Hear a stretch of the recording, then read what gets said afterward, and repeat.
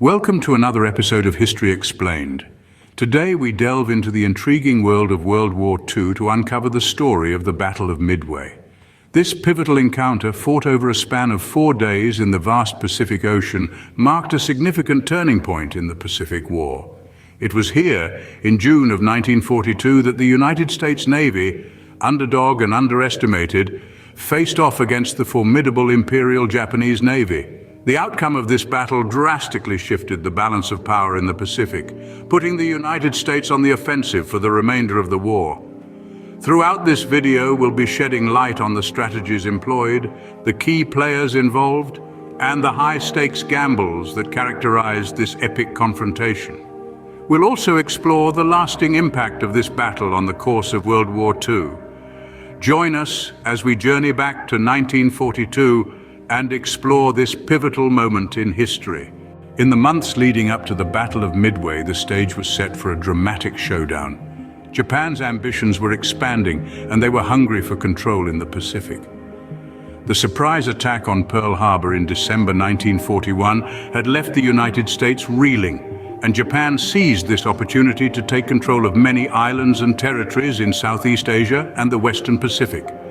They had visions of a greater East Asia co-prosperity sphere, a vast empire that would provide them with the resources and markets they needed to flourish.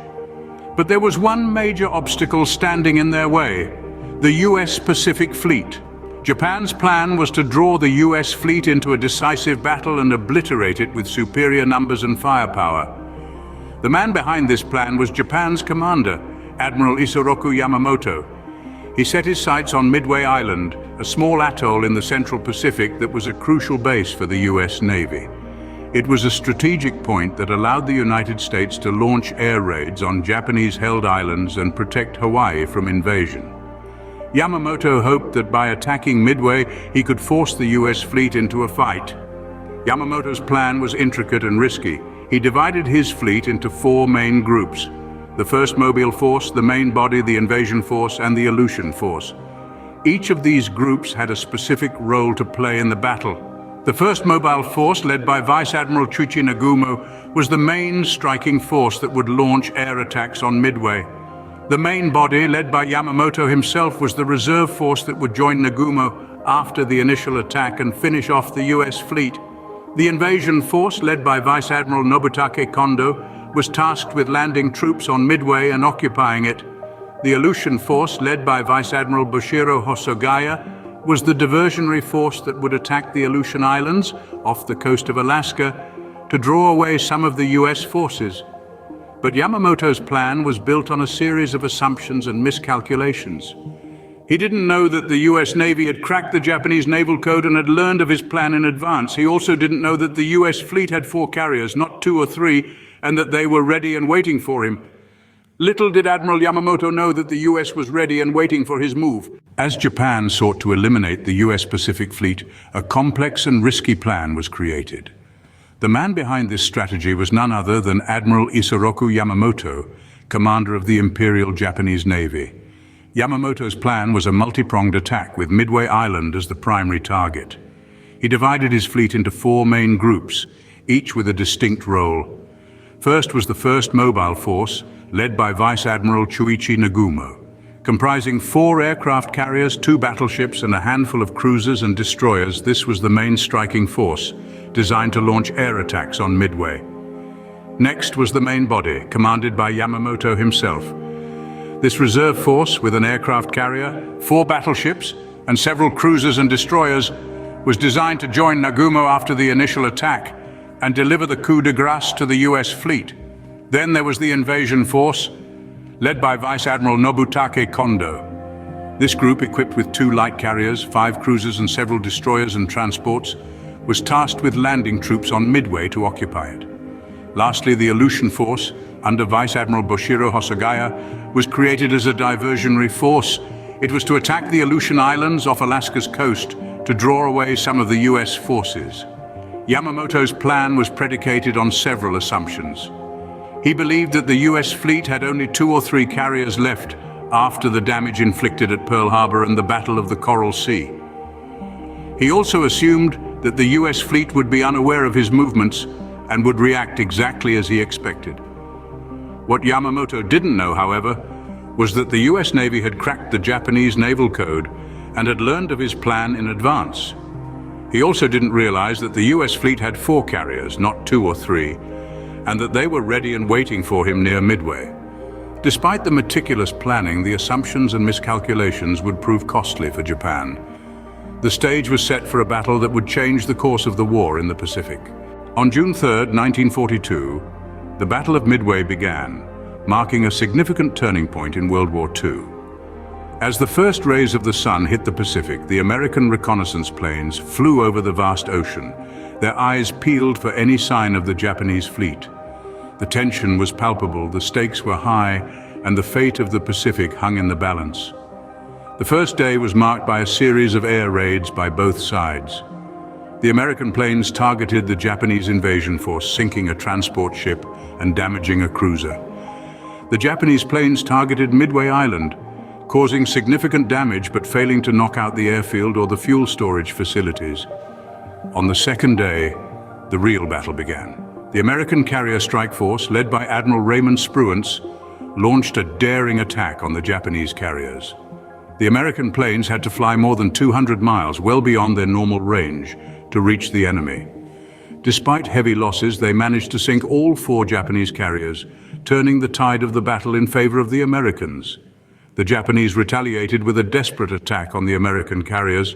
The USS Yorktown, which had been damaged in the Battle of the Coral Sea, was hit by multiple bombs and torpedoes and was eventually abandoned and sunk.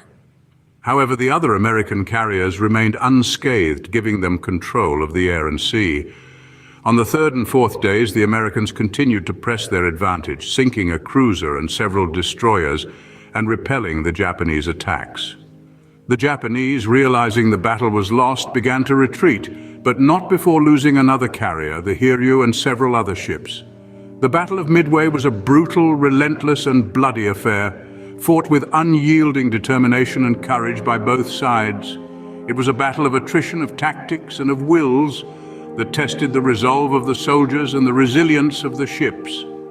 The Battle of Midway, a 4-day clash, changed the course of the war in the Pacific. It was a victory for the Americans, a defeat for the Japanese, and a turning point in World War II. The aftermath of the Battle of Midway had far-reaching implications.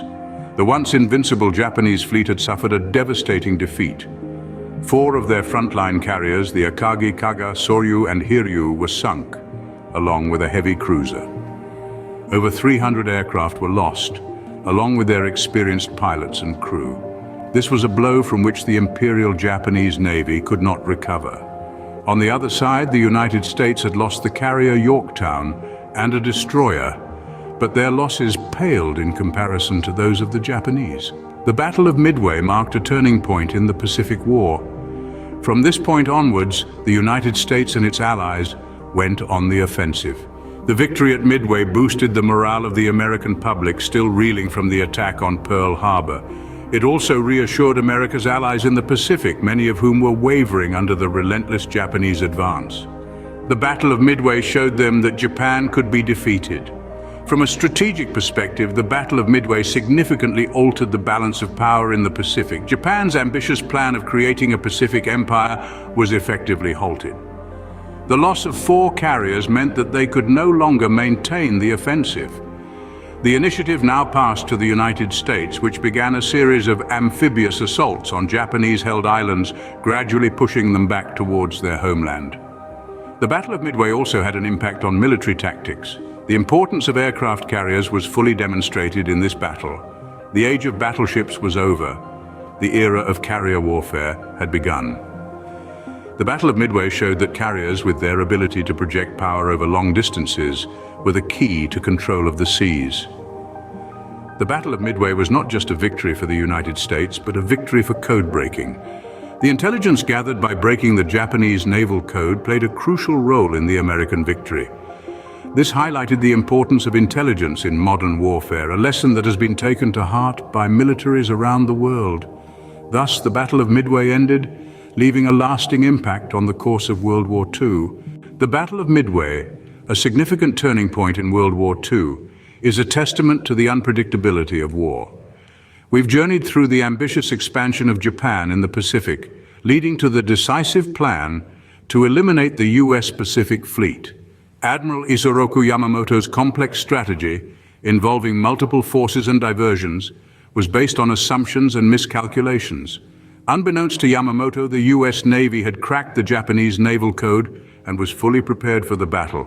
This battle began on June 3, 1942, and the following days saw a dramatic clash between the US Navy and the Imperial Japanese Navy. The outcome weakened Japan's naval power and gave the United States a strategic advantage in the Pacific. It goes to show that even the best-laid plans can falter in the face of unexpected events and the sheer unpredictability of war. Thank you for joining us on this journey through history. Stay tuned for more intriguing tales from the past.